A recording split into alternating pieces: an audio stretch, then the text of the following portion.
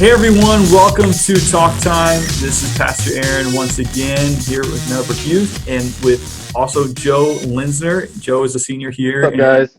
in our youth ministry. Many of you guys know him already. And today we're going to be beginning a conversation that I know a lot of you guys have mentioned to me, and I know it's very much a reality. But how do we combat boredom? And so we're going to get to that topic here in a little bit. But first of all, I just thought it'd be fun just to hang out with Joe here and ask him a few questions about what's going on in his life. And so, Joe, I know that you love music. That's a big part of your life. That's a passion of yours. What's something that you've been listening to more recently that you've really enjoyed, that's really been speaking to you right now? Yeah, so I would have to. I have a couple, maybe. It's okay. You can go for a couple. It's all good. So, Level of Concern by 21 Pilots for sure. Yes. And then Alec Benjamin has a new song out called 6 Feet Apart. Oh, really? Wow, that's so cool. Yeah, he's a great songwriter. I really like him. Yeah. And then definitely Graves into Gardens. Yeah, that's another great one. Elevation Worship, right? Yeah, Brandon. Yeah.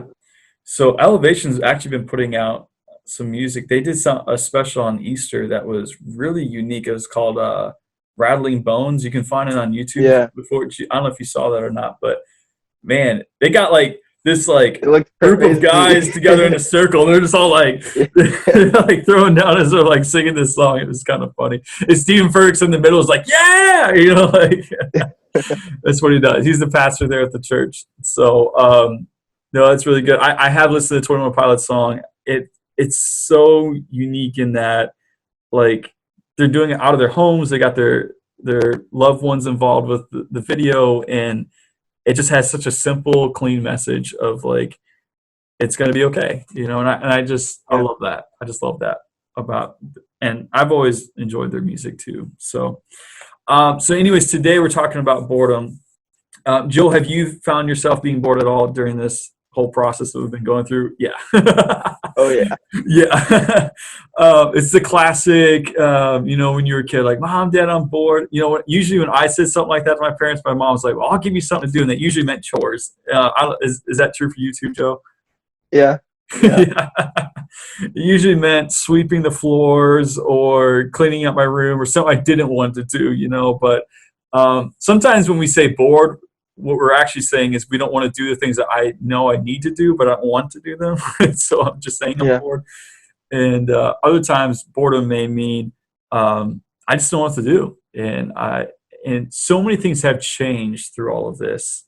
Our schedule, what was demanded of us, that I think some of us have found ourselves in that rut of boredom. And so what are some things for you, Joe, as you've been in that place that kind of helps you start, and we're going to get to this talking about motivation, but what are some of those things for you that in those moments you're like, you know what, I don't want to just be like this all day. Like I want to start moving and doing something. What are some things that have started making you start moving forward and start moving in some direction?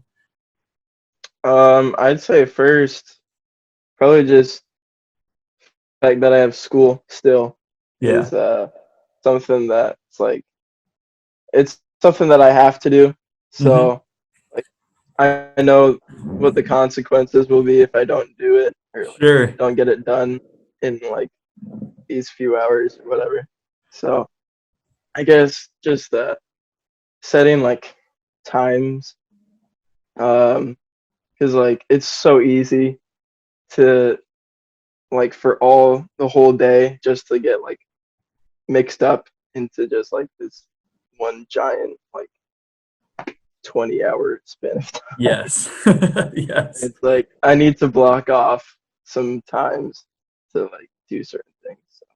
Yeah, and I think that's so true. Like mapping out our priorities, reminding ourselves that we do have priorities even during this time. School is one of those things, and it's still a choice. It's a choice every day, Joe. I'm sure for you to wake up and go, I'm doing this today.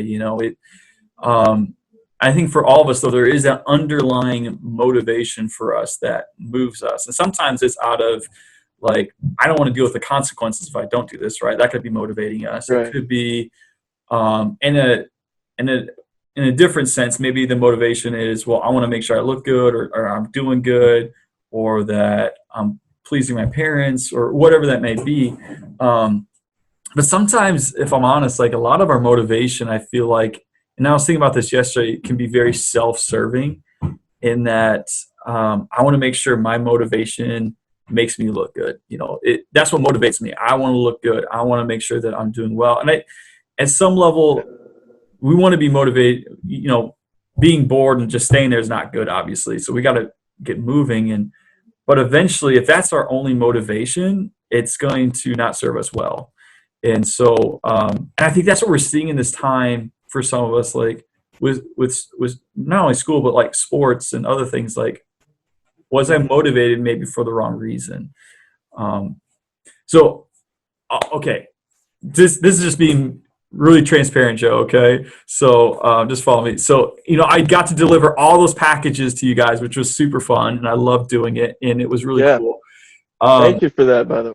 Oh, you're welcome, Joe. It was cool. It was really cool. It was cool seeing so many of your guys' faces. And but when I was driving out in the middle of the country after I dropped off the package at Ariana's house, and it was like way further out there than I anticipated, but it was so cool to see her and to encourage her. And I was on to Blair and Lori's house, and you guys all know how far their house is too. And I asked myself this question: why am I doing this? And you would have thought I would have asked that question earlier, right? But in that moment, I asked myself, am I doing this because it's my job, or am I doing this because I genuinely care? And that's I'm just being very transparent. And I think for all of us right now, I think maybe some of us are asking those same questions too. Why am I doing the schoolwork? Why am I reaching out maybe to talk? Is it just so that I can feel better, or is it genuinely because I care?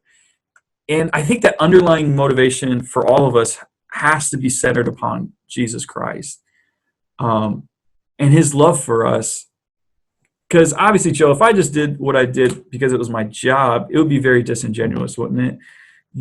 And so, but if it's because of something more than myself, then what motivates me changes not only me, but those around me. And I think that's what we got to be careful of, that we're not just motivated because we want to get going, but we're motivated because for the right reasons. And so, Joe, that what's the greatest commandment there that Jesus shares? And he shares it in Matthew chapter 22. But when someone comes in and said, hey, teacher, what's the greatest commandment? Do you remember what Jesus said there in response? You don't have to quote it, but just verbatim.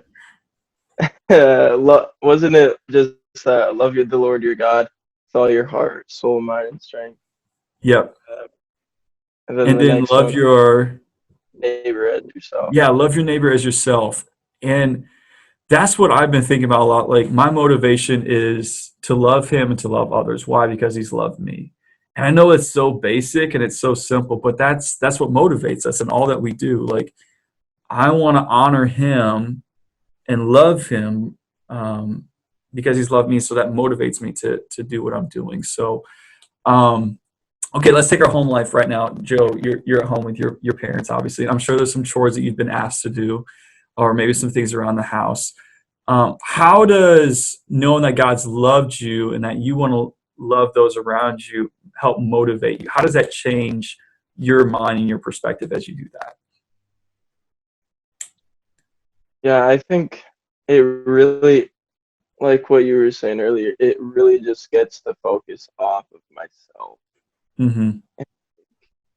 It isn't, it's like, I was just talking to someone earlier, it's like just learning how to adjust to all this. It's like it can be so easy to get caught up in like all the things that I can't do now and like all the things that I'm missing out on. But in reality, so is everybody else. So it's like, it's not like I can just sit around and like pout or whatever for myself, but like just realizing like this is just how it is right now, and getting the focus off of myself and how I can serve others. Yeah, no, that's so true. I remember telling you guys, it's been a couple of years now, but I said something like, if church has become boring, it's because it's become too much about you. And I think in a sense, if life has become boring at my house and in my life, then maybe it's because it's become too much about you. And I know that's harsh, and that's Yeah, hard that's because good. so many of us are dealing with real challenges right now. I mean, things that none of us planned are happening right now, and things that we want to see happen didn't happen.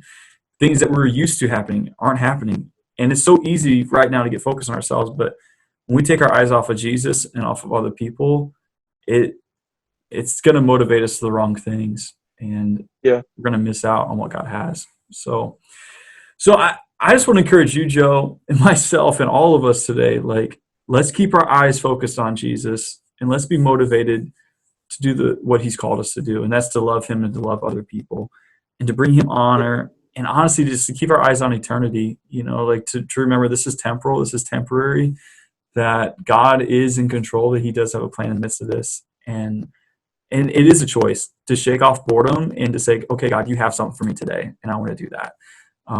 And to open our heart and mind to do that. And so, what's something that you've done recently, Joe? And this is the last question. We won't make this too long, but what's something you've done that really has given you a sense of motivation in life that's really filled you up more recently in these last few weeks? and I think definitely need to be doing this more. But like honestly, just like getting in the Word and Yeah. like setting aside that time to spend with God.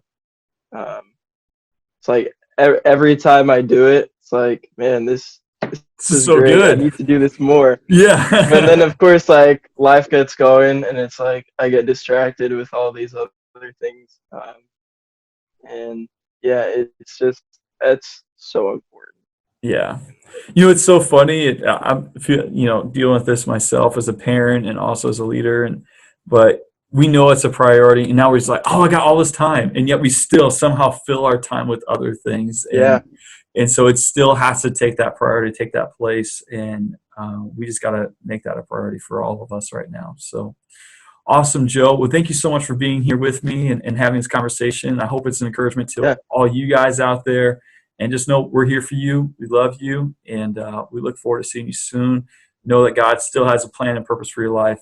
And all this has not ended that. And so we look forward to seeing you guys soon once again. All right. Thanks, Joe. I'll see you thank you guys later. for having me. See ya. Yeah.